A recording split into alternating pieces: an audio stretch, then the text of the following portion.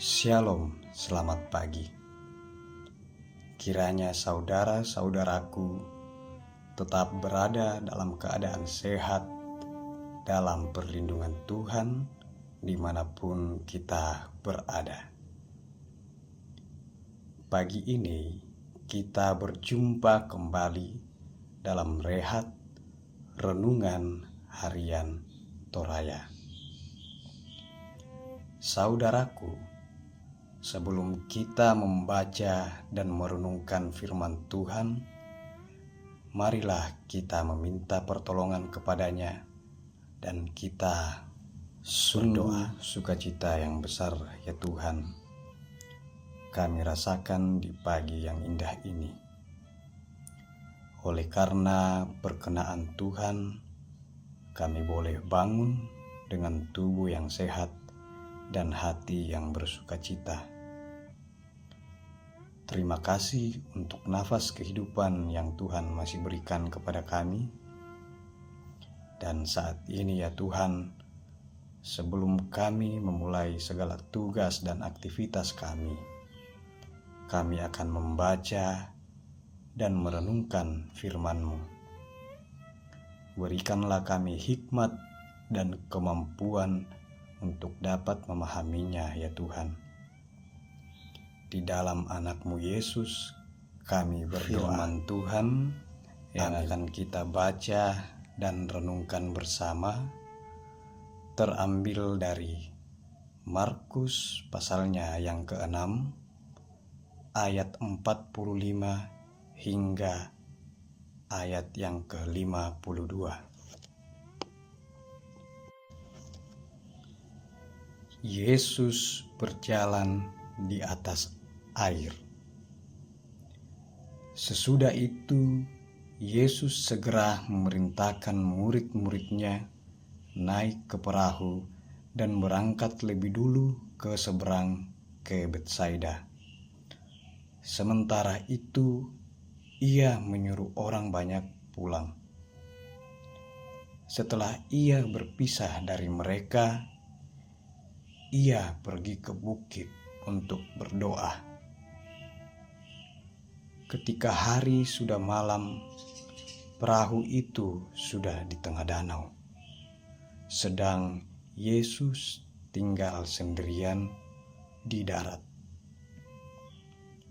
Ketika ia melihat betapa payahnya mereka mendayung karena angin sakal, maka kira-kira jam 3 malam ia datang kepada mereka berjalan di atas air dan ia hendak melewati mereka. Ketika mereka melihat dia berjalan di atas air, mereka mengira bahwa ia adalah hantu. Lalu mereka berteriak-teriak, sebab mereka semua melihat dia dan mereka pun sangat terkejut. Tetapi segera ia berkata kepada mereka, "Tenanglah, aku ini, jangan takut."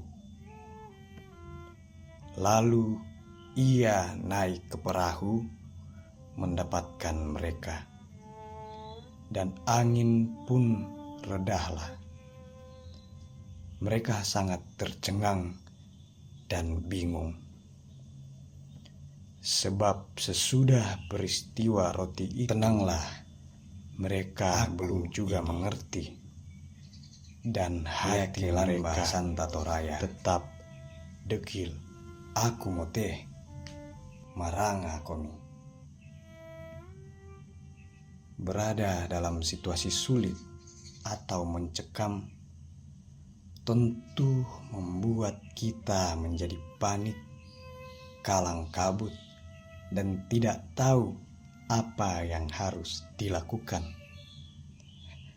Apalagi jika situasi yang dimaksudkan menyangkut keselamatan kita. Hal itu dialami pula oleh para murid yang berada di atas perahu. Para murid sedang berlayar menuju Betsaida, namun tiba-tiba datang angin kencang dan gelombang danau menerpa. Mereka semua sangat ketakutan karena perahu menjadi sulit dikendalikan. Kemudian datanglah Yesus berjalan di atas air itu dan menghardik danau itu sehingga berubah menjadi teduh. Namun para murid justru mengiranya hantu. Mereka yang sedang panik karena angin dan ombak itu menjadi kabur melihat kuasa Yesus Kristus yang besar. Akan tetapi, Yesus menyapa mereka dengan kasih dan mengatakan, "Tenanglah, Aku ini." Yesus hendak menegaskan bahwa hanya Dia yang sanggup menolong dan kuasanya mampu meredakan badai. Mereka semua masih terheran-heran dengan apa yang dilakukan Yesus. Tetapi bagi mereka telah diperlihatkan kuasa Yesus Kristus yang melampaui badai. Kita juga mungkin pernah mengalami situasi mencekam atau menakutkan seperti yang dialami oleh para murid.